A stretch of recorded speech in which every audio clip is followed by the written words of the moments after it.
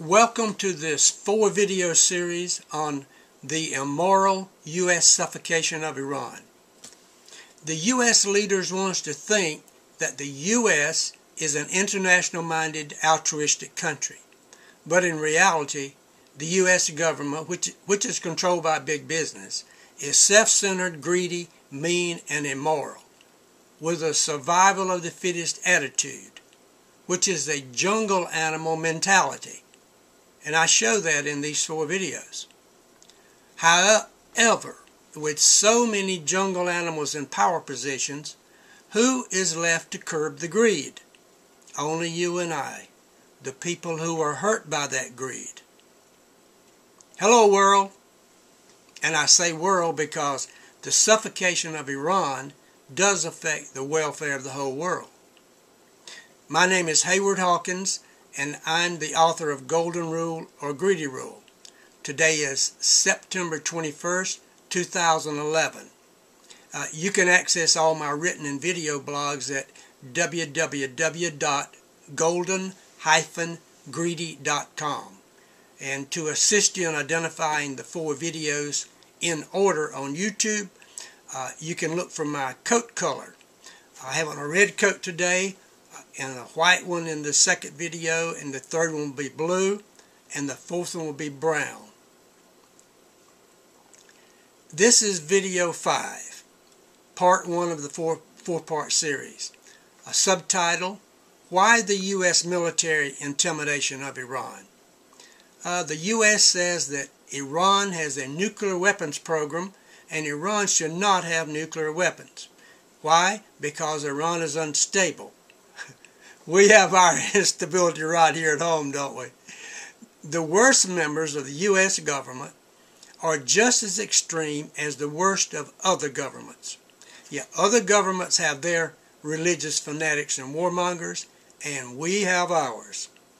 I've heard U.S. congresspersons recommend that we attack Iran with nuclear weapons to prevent them from having nuclear weapons.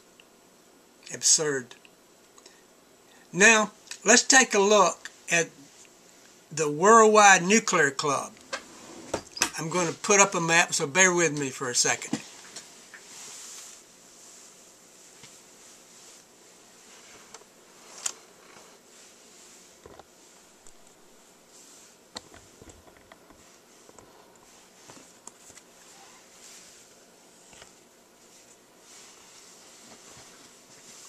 Okay, I think we're pretty well centered there.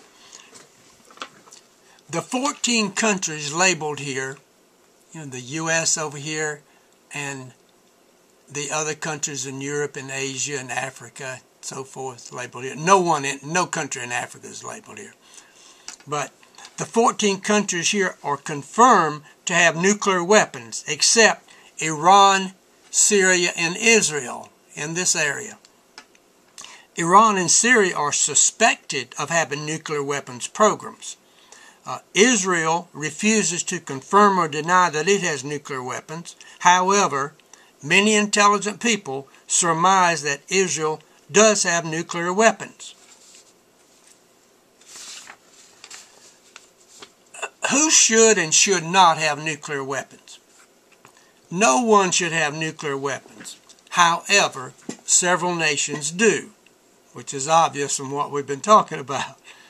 I am not about to attempt to show that I know who should and should not have nuclear weapons. However, I will reason as to what is fair based on who has nuclear weapons already. Reasonableness and fairness should apply to all nations, including Iran. Pakistan and India are allowed to have nuclear weapons. That prevents them from being militarily intimidated when those two countries are at odds with each other. Israel and Iran are often at odds with each other. However, Israel has nuclear weapons, but the U.S. says that Iran is not allowed nuclear weapons. Is Iran less stable than Pakistan? I think not. Is Pakistan more U.S. controllable than Iran? Definitely. Then, is U.S. control the real issue? I think it is. excuse me. As we progress in this video and the next three, there will be much more explanation as to the real reasons that the U.S. is imposing sanctions and intimidating Iran militarily.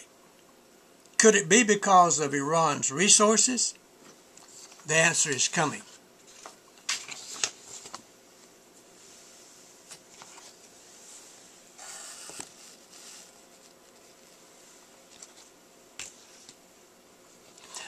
I call this the attack staging map. Iran's in the center here, and we'll be talking about the countries surrounding Iran and the military that's there, the U.S. military. By the way, the U.S. has a total of 750 bases in the world, and there are 1.5 million military personnel occupying all those bases. Now, of those 750, 450 are in the U.S., leaving 300 in the foreign countries, and there are 150 foreign countries that where those 300 bases are. And those 300 bases account for 369,000 U.S. military personnel. There are 7 countries that have land borders around Iran. Iran and the 7 countries around it. In Afghanistan, there are 103,700 U.S. military personnel. Iraq has 45,600 U.S. military, still dying to protect the oil lines and gas lines for U.S. big oil. Now, the Persian Gulf is another border. Persian Gulf and Gulf of Iran. That's a 1,000-mile coastline at the Persian Gulf. So 6 countries across the Gulf, which is not a big distance, anywhere from 50 to 125 miles away from Iran.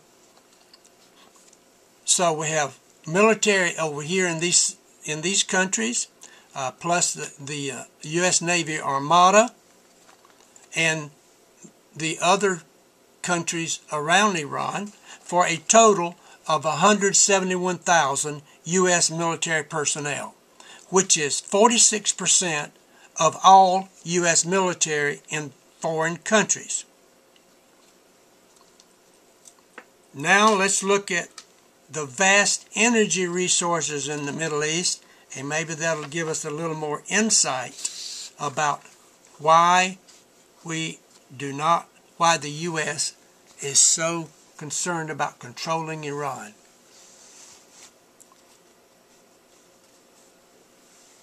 Okay. We can see on this map, which is for natural gas reserves and oil reserves, that Iran is number 2 in natural gas reserves in the world. It's number 3 in oil reserves. No other country has such a combination that Iran does. Thereby, it is my conclusion that Iran has the most reserves combined of natural gas and oil reserves than any other country in the world. It is no wonder that the U.S. government, ExxonMobil, and other gas companies are salivating, anxious to get control of Iran's resources. Well, that wraps up video 5. Look for me in the white coat in video 6. Video 6 will reveal even more value in Iran and what else the U.S. is doing to intimidate Iran and to starve Iran. U.S. humanitarianism. Ha!